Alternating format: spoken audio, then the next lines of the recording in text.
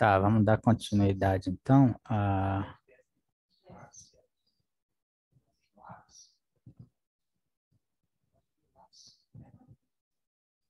tá,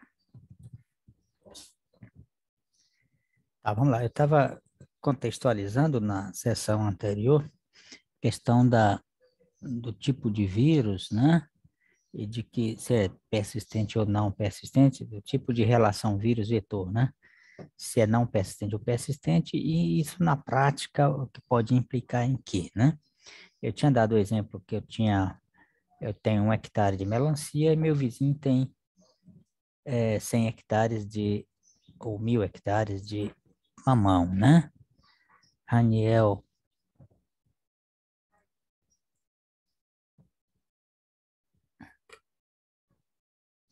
Raniel, Pablo,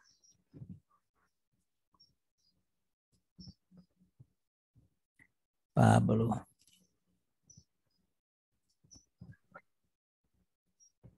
Pablo.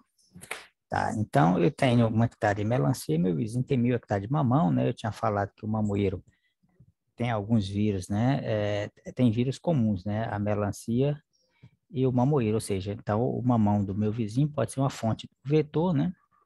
Do pulgão, vamos dizer, que seja o pulgão, né? E do vírus, também o mamoeiro é atacado por pulgão. Tanto o mamoeiro quanto a melancia. Então, ou seja, você tem doenças e o vetor comuns aí, né? A minha melancia e o mamoeiro. Eu tenho 1 hectare, meu vizinho tem 1.000, né? Agora, o detalhe que faz a diferença é o tipo de relação. Se ela for um tipo, eu posso efetivamente controlar a doença na minha melancia, e se for outra, eu não consigo controlar. A minha melancia, mesmo que eu faça a aplicação de inseticidas semanais, né? Porque assim, né? É fácil. Vamos dizer que seja, então, vamos ao primeiro caso em que, mesmo eu controlando o meu vetor ali na minha área, né, no meu hectare, fazendo aplicações semanais, eu não consigo controlar, porque eu tenho o meu vizinho, né, é a fonte tanto do vírus quanto do vetor. Mas aí depende da relação. Se for não persistente, eu não consigo controlar, né? Por quê?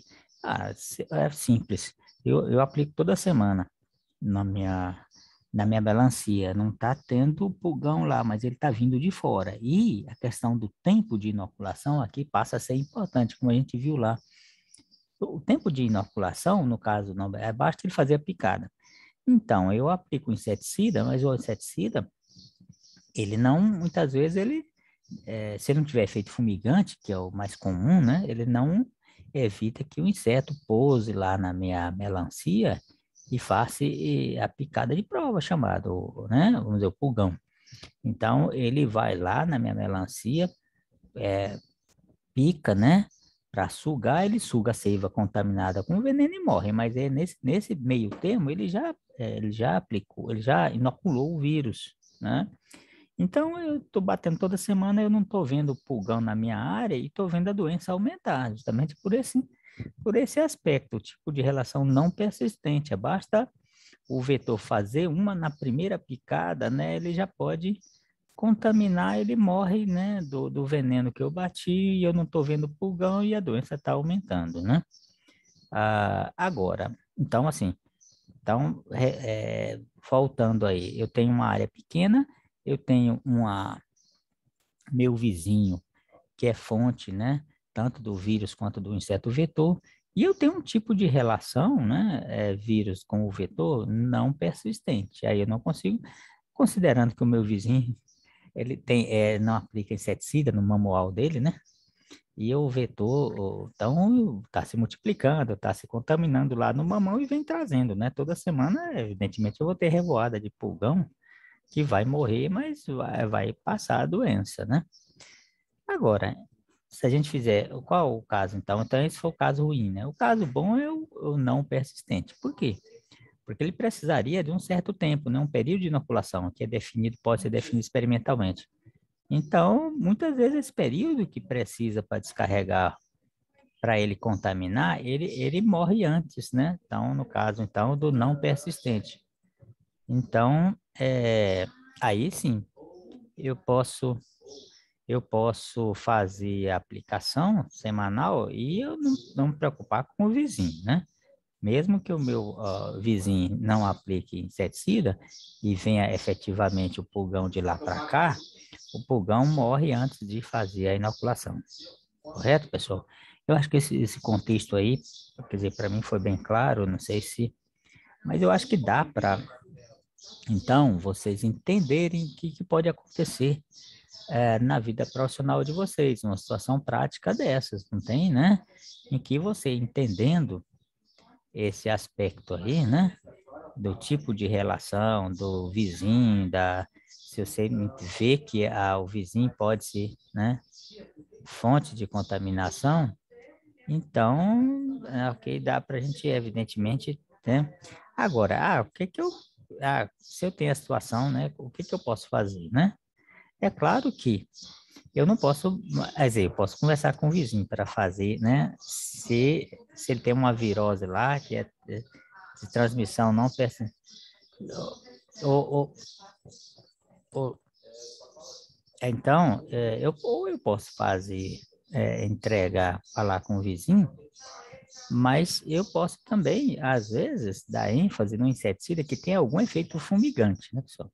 O que é o efeito fumigante? No efeito fumigante, não só o inseticida, ele evita, não é que ele evita 100%, mas ele diminui, né, aquela percentagem de pulgão que senta ali, por algum efeito repelente, né?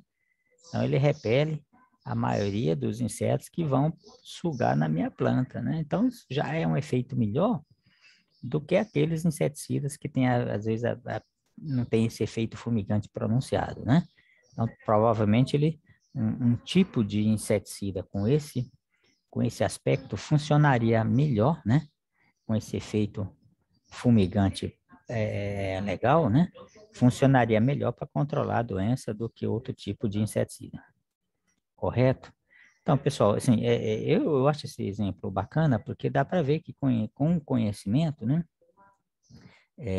Com o contexto, a gente entende bem a minha lavoura do vizinho, as possibilidades, o tipo de relação vírus-vetor, né? Mas para que eu quero saber se é não persistente ou persistente, né? Eu acho que isso foi um exemplo claro, prático, e na minha vida eu já vi, me parece que se eu não estou enganado, uma situação desse tipo, com melancia na região de Uruano, né? Então, não é fora da realidade, pode acontecer, né? Pode acontecer essa situação, né? Principalmente em lavoura pequena, né? Agora, eu vou imaginar outra situação também. Eu falei que minha melancia tem 1 hectare, né? E a do vizinho tem 1.000 hectares. Mas se eu tenho uma área, qual a outra situação possível, né? Vamos imaginar que agora eu tenha 1.000 hectares de melancia. Não é comum, claro, né? Mas só para a gente, né? A minha é 1.000 hectares de melancia e meu vizinho tem 1 hectare de mamão, né? Então, é a mesma situação, não persistente,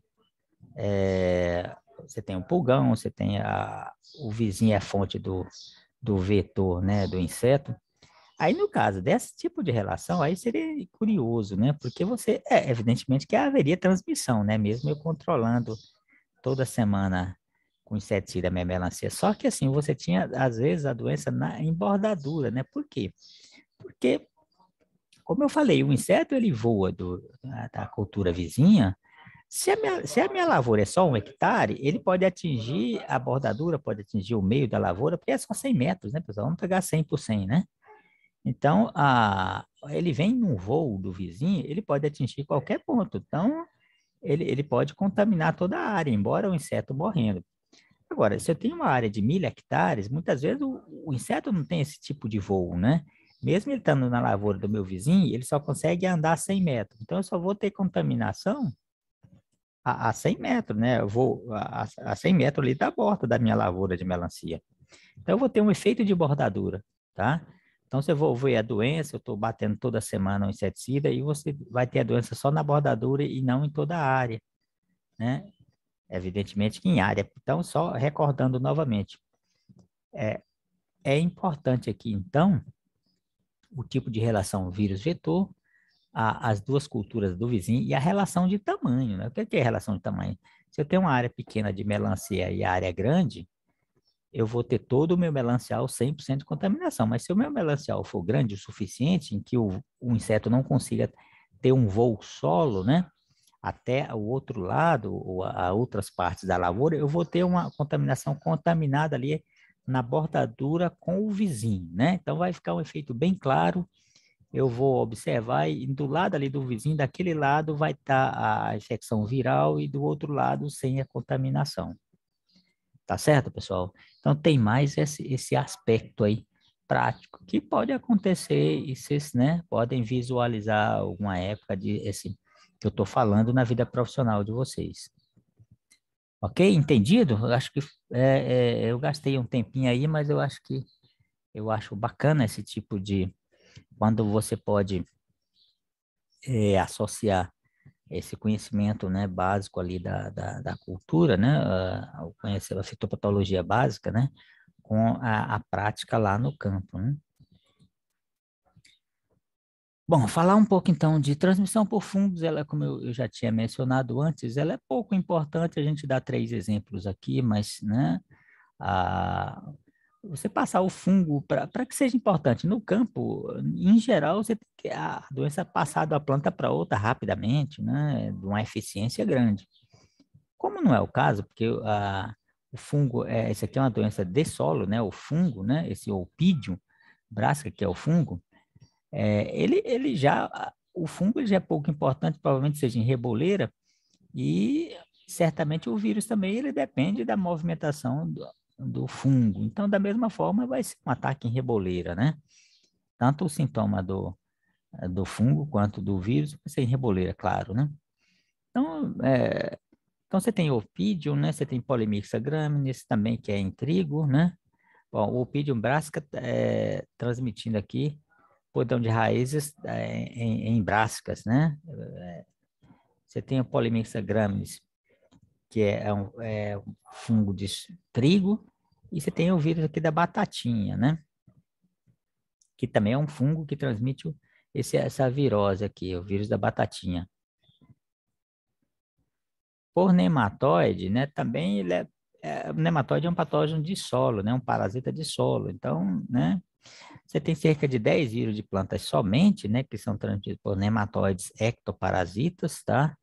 Dentro dos nematóides, somente aí cerca de 3, né, gêneros, né, Chifnema longidorus, que transmite esse tipo de vírus aqui, especificamente aqui do gênero Nepovírus.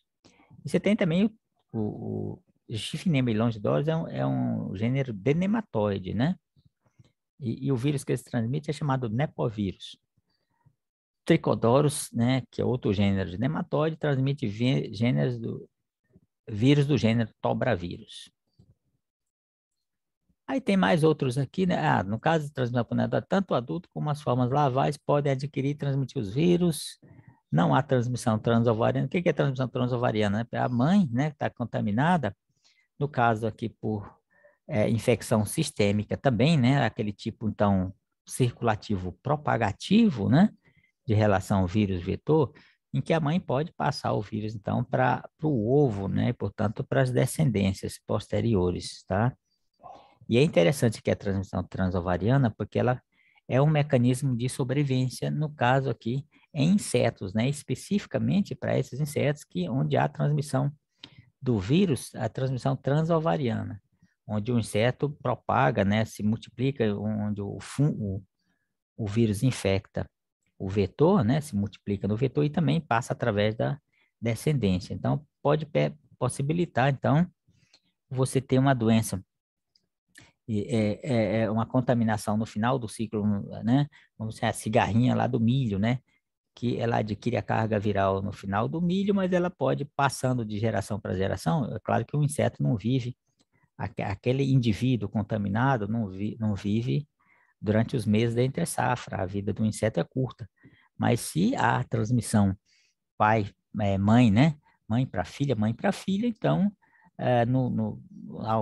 ao longo aí, então, dessas gerações aí, da entre-safra, né? As gerações da cigarrinha, pode possibilitar, então, a permanência do vírus, né?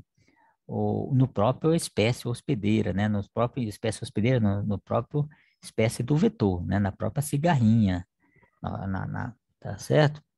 Então, aqui não é a sobrevivência não é no indivíduo cigarrinha, mas é na espécie, né? Já que é permitida a passagem por várias gerações da infecção do vírus, né? Da de mãe para filha. Os hematóides perdem a efetividade após a ecdise. Então, é um tipo significa que é um tipo aqui de relação vírus-vetor não persistente. Todos os vírus transmitidos por nematóides são também por sementes, não? Então, isso é um dado, né? A explicação, eu também não sei e nem tem hipótese, né, de trabalho aqui. Transmissão por ácaro, eu já tinha dado um exemplo aqui, né?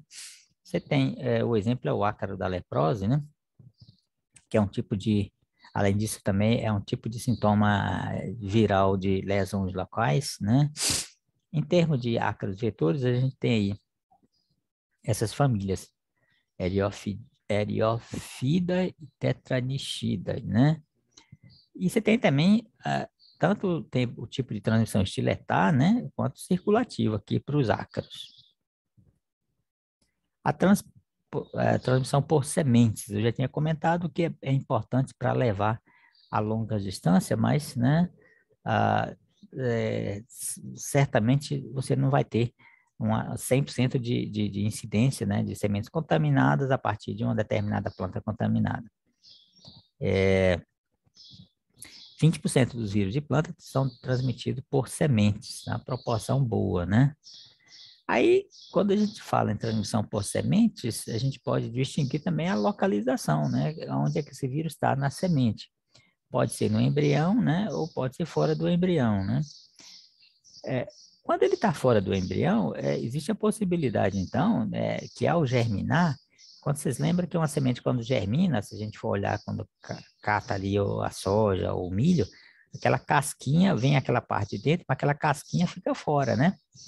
Então, se é uma contaminação, principalmente se for mais longe do embrião, existe a possibilidade de você ter uma semente contaminada e no processo de germinação, né, acaba que não há, então, a transmissão, né, mesmo a semente estando contaminada, porque aquele embrião sai e aquele vírus não consegue, não acaba ganhando ali a nova planta, né, vamos dizer assim, alcançando a nova planta. Então, quando a gente fala não embrionário, pode ser na superfície da semente, né, dentro do tegumento ou do endosperma. É claro que esse aqui na superfície, né, a chance é maior de você ter uma semente com contaminação viral e dali surgir uma planta sadia, né, pelo efeito que eu mencionei antes. Transmissão por órgãos de propagação vegetativa. Quais são esses órgãos, né? Borbulha. Nesse caso aqui, você não tem aquela questão da semente, de agir como filtro, né? Você tem uma planta contaminada, você tira o material, você vai ter 100%, né? Todo o material que vai sair daquela planta ali vai estar contaminado, né? Diferentemente quando é transmissão por semente, que é uma planta contaminada, no processo de formação ali do óvulo, pode haver uma espécie de filtro, né?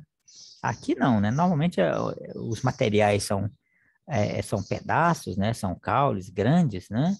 Então, se você tem um material desse, um material contaminado que se multiplica por material de propagação, o único jeito aqui é você fazer aquela cultura de tecido que eu mencionei antes, né?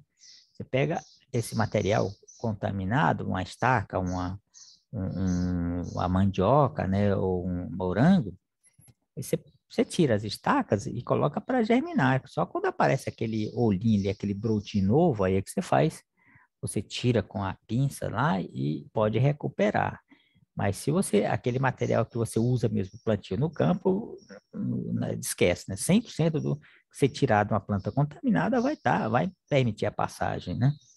Até porque ele já tá no tecido ali, né? Então, quando aquele tecido começa a brotar, né, formar novas células, o vírus também acompanha, né?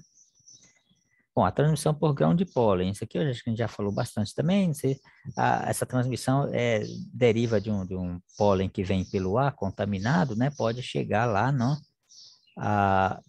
momento em que ele chega na flor, vai pelo estigma, contaminar o óvulo essa infecção pode se restringir ali àquela semente, né, daquela planta, vamos dizer, um pé de manga, né? Ou pode previamente passar para a planta matriz, né? Então, nesse caso, se ele passar para a planta matriz, vai ser um problema se aquela planta for uma matrizeira, né?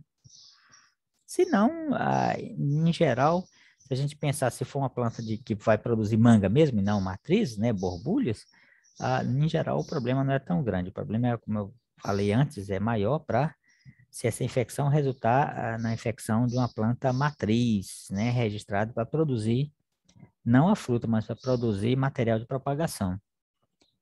Aí você tem ainda a transmissão por plantas parasitas, que é a cuscuta, né? Que apesar de ser uma planta, né, do reino vegetal, ela não tem cloroplastos, não tem clorofila, então ela não se autoalimenta, né? Não é um autotrófico. Então, ela é um heterotrófico, né? Assim como as bactérias e os fungos, ou seja, ela precisa de matéria orgânica previamente sintetizada, né? Então, essa cuscuta parece um cipózinho fininho, amareladinho. Então, se você... esse cipózinho você coloca lá, o pessoal usa chegou mais um, João Miguel. O pessoal pode usar essa cuscuta. Bom, então você põe duas plantas e esse cipózinho você enrola e novela ele aí, uma planta na outra. O que ela faz? Esse cipózinho ele começa a pressionar e garrotear, vamos dizer assim, as duas plantas. Então, por que garrotear? Porque ela vai conectar lá o floema dela com o floema da planta, né? Vai arrochar ali e vai se estabelecer o contato, né? Entre os sistemas vasculares, entre o floema, né? Da planta hospedeira para a planta, para a cuscuta, né? Então, ela vai absorver alimento diretamente ali por esse processo aí, né? Diretamente do floema da planta hospedeira para... E se você faz isso em duas plantas, uma planta doente e a planta sadia, evidentemente que ela vai funcionar como ponte, né? Já que ela vai acaba conectando o floema, né, da planta que está com a carga viral com a outra planta que estava inicialmente sadia, né? Então, ela vai servir de ponte e acabar propiciar isso, pode propiciar a transmissão. Então, em pesquisa, muitas vezes essa é a única forma que você passar o vírus, né, de uma planta para outra. Quando você está fazendo trabalho de pesquisa, muitas vezes você precisa, né? Você está replicando você traz uma planta doente do campo, né? Faz a mudinha e você precisa estar sempre passando a doença de uma planta para outra. Então, essa é uma forma. Em termos práticos no campo, isso eu acredito que seja pouco importante, né?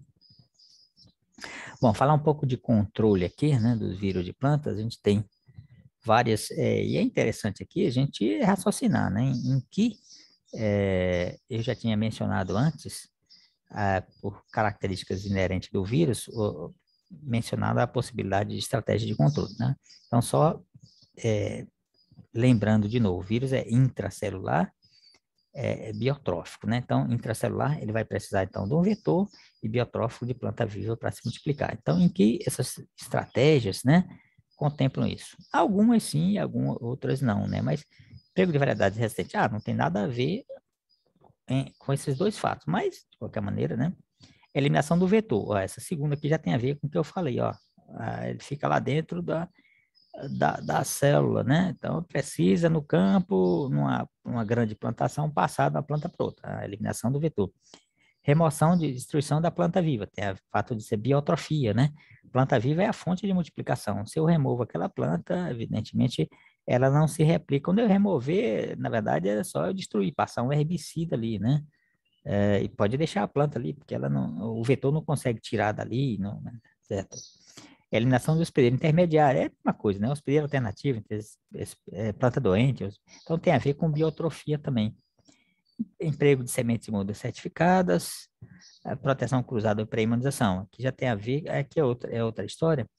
O que é proteção cruzada ou pré-imunização? A gente tem um caso clássico aí do vírus da tristeza de citrus, em que você faz a inoculação ainda quando você vai soltar a muda, né?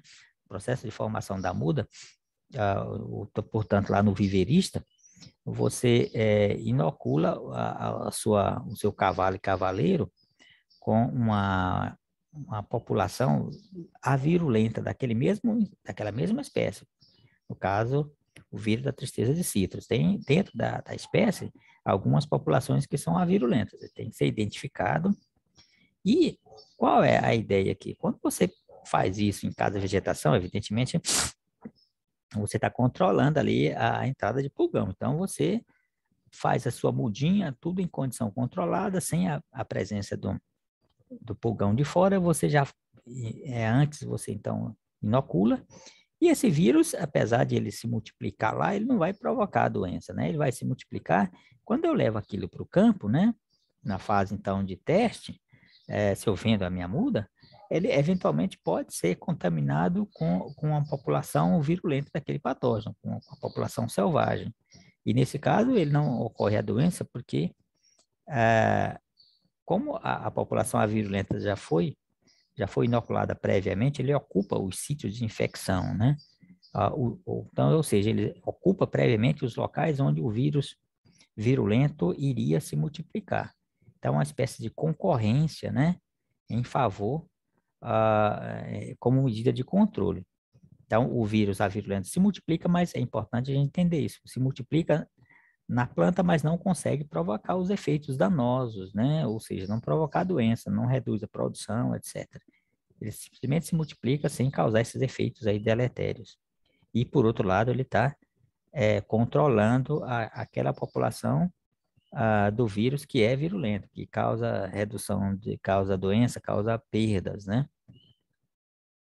E aqui agora a gente tem só algumas imagens aí, isso aqui eu vou passar, né? Você tem aí o vírus, processo de montagem do vírus, a morfologia do vírus, a ideia aqui de tamanho, né? Forma, você tem tamanhos, algumas partículas de vírus são compostas, né? De 2 ou 3 partículas e precisa das 3 para que haja infecção, né? São os vírus chamados multipartidos, né? O genoma dele está encapsidado, né, em várias frações separadinhas, né, e ele precisa das frações para que a infecção viral seja efetiva, né. E aí você tem só detalhes, aqui é um vírus de RNA de fita simples, né, e aqui são mais praticamente só imagens, né. Tá, vamos ver mais aqui. Bom, e aqui você tem aqui nessa tabela só a questão da nomenclatura, né. Como a gente já tinha mencionado antes, em vez de em bactéria e fungo, a gente tem aquela nomenclatura binomial, né, 2 nomes, um referente a gênero, outra espécie. Aqui você tem um nome descritivo, né, que em geral menciona alguma coisa sobre aspecto relacionado ao tipo de sintoma e à hospedeira, né? Ou seja, vírus do mosaico do fumo. Então, provoca o sintoma de mosaico na hospedeira fumo. Mosaico estriado, né, da cevada, vírus X da batata, vírus do mosaico ou mancha anelada do mamoeiro, né, produz aquelas manchas em forma de anel, e assim, etc, né. Então, aí é só questão mesmo para ilustrar. Aqui mostrando um aspecto aqui, né, eu falei que a multiplicação inicialmente vai célula a célula, depois ela cai no floema, né. Então, aquilo que eu falei está mostrado aqui. Cada célula que ela passa, ela se multiplica, depois passa para a subsequente, cai aqui no floema e acaba se tornando sistêmica na planta, né? Através aqui, então, do floema, que leva material para toda a planta. Aqui é só um detalhe aqui do estágio inicial de inoculação, né? Inoculação, aquelas fases iniciais aí do processo, né? Distribuição sistêmica, aqui mostrando mais detalhes. Bom, aquela questão que a gente tinha mencionado antes, atinge primeira raiz, aqui está mostrado de maneira gráfica, né? Aqui é o primeiro dia, você tem aquela infecção aqui na folha, né? Que no primeiro dia, né? Ele atinge aqui a nervurinha aqui, né? Onde está mais escuro. Então, primeiro ele vai aqui em toda, né? Com 3 dias, ele praticamente, primeiro ele coloniza a folha, né? Tanto aqui no floema, quanto nos vasos, né? Quanto aqui no parênquima. Tá? Aí depois do terceiro dia, ele começa a descer, né? O quarto dia ó, já vai descendo para a raiz. Então, ele, em vez de, né, daqui, depois que ele contamina toda a folha, ele vai para a raiz, né? Depois aqui, ó, ele vai para a folha mais nova, aquele detalhe que eu falei aí. Ó, primeiro a raiz, ou seja, a raiz está aqui, né? Está preto. Depois vai para a folha mais nova, né? Depois ele acaba de, né? Aqui ainda está na folha mais nova, né? E por último ele vai atingindo toda a planta, né? Então é aquela, aqui é a maneira ilustrada, né? Daquilo que eu falei do processo, né? De distribuição, né? Ao longo do tempo. Então vai primeiro para a raiz, depois para as folhas novas e depois para toda a planta. Bom, então é isso, pessoal. A gente só vamos ter mais uma sessão, mas vamos só encerrar essa aqui agora para a gente ficar só com, não misturar aqui as sessões com os tópicos. Eu vou encerrar aqui, a gente volta mais um aí, né? Eu vou, nas 9h20, né? Vamos ver, né? 15 minutinhos a gente volta e para mais uma sessão, tá bom? Vou encerrar então, esse para a gente ficar mais legal. Tá bom, então até daqui a pouquinho. Daqui a 15 minutos a gente volta para mais uma sessão.